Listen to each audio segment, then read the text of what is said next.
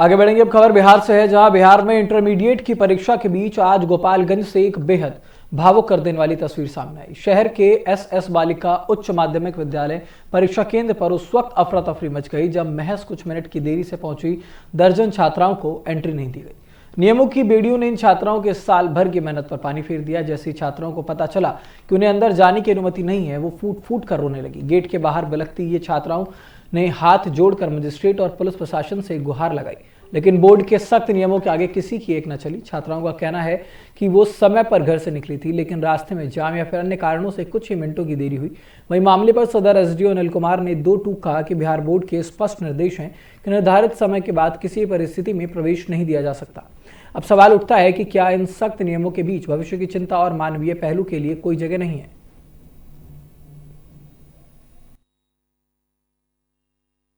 देखिए, बोर्ड का नियम है कि जो समय है एडमिट कार्ड पर भी लिखा हुआ है कि 9 बजे, है ना। और बच्चियों ने स्वीकार किया, बात किया हम लोगों ने तो स्वीकार किया कि लेट विलम्ब हो गया था, 5 मिनट ही विलम्ब है लेकिन हुआ है। हम लोगों ने समझाया कि सप्लीमेंट्री एग्जाम होता है और समय पर होता है, रिजल्ट भी समय पर आता है और इससे कैरियर पर कोई भी एडवर्स इफेक्ट नहीं पड़ेगा। और बच्चियां समझ गई हैं और आशा है कि सहयोग करेंगे। हम लोगों ने ट्रैफिक पर भी पूरा सवेरे से ध्यान दिया था, कहीं जाम नहीं लगे और सभी सेंटर पर स्थिति समान है। सप्लीमेंट्री एग्जाम समय पर, एक तो समय पर आना है और जिनका एग्जाम किसी कारणवश छूट गया है तो समय सप्लीमेंट्री एग्जाम देंगे और 7 को रिजल्ट आता है। वहीं जहानाबाद में ग्रामीण भारत में रोजगार और आजीविका की सुरक्षा के लिए एक बड़ा कदम उठाते हुए बिहार सरकार के रूरल डेवलपमेंट सोसाइटी द्वारा विकसित भारत जी राम जी एक्ट 2025 की शुरुआत की गई। इस सिलसिले में आज विकास भवन स्थित सभागार में एक महत्वपूर्ण मीडिया संवाद कार्यक्रम आयोजित किया गया। कार्यक्रम की अध्यक्षता जिला उप विकास आयुक्त यानी कि डीडीसी डॉक्टर प्रीति ने की है और इस संवाद के दौरान डीडीसी ने बताया कि नए एक्ट के तहत अब ग्रामीण श्रमिकों को साल में 125 दिनों के रोजगार की गारंटी मिलेगी।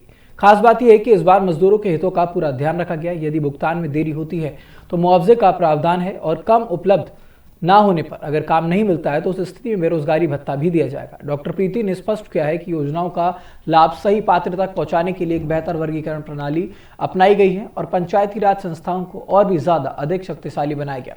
इस नई पहल से जहानाबाद सहित पूरे बिहार के ग्रामीण विकास को एक नई दिशा मिलने की उम्मीद है।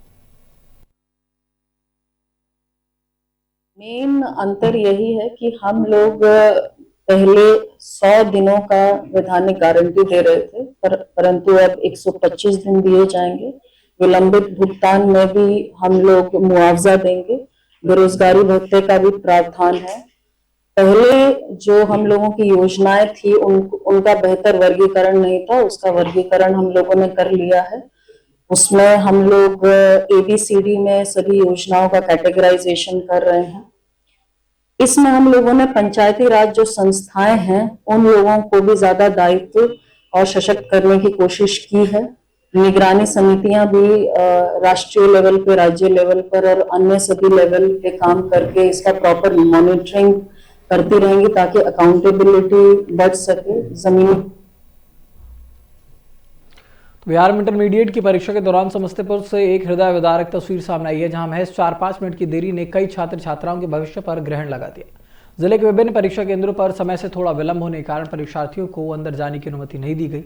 आलम यह था कि परीक्षा केंद्र के बाहर छात्र छात्राएं रोते बिलखते हुए अधिकारियों के पैर पकड़ते हुए नजर आई, लेकिन नियमों की सख्ती के आगे उनकी एक न चली।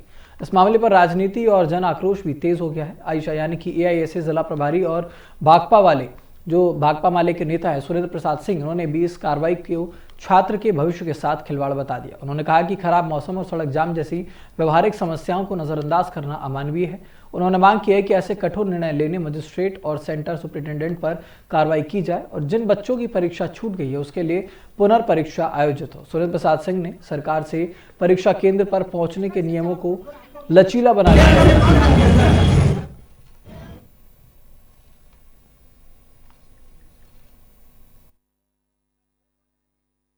विभिन्न सोशल साइट के माध्यम से लगातार देखा जा रहा है कि परीक्षार्थी के 2 मिनट, 1 मिनट, 4 मिनट, 5 मिनट देर से पहुंचने के कारण समस्तीपुर जिले में एवं अन्यत्र परीक्षार्थी को परीक्षा देने से वंचित होना पड़ रहा है।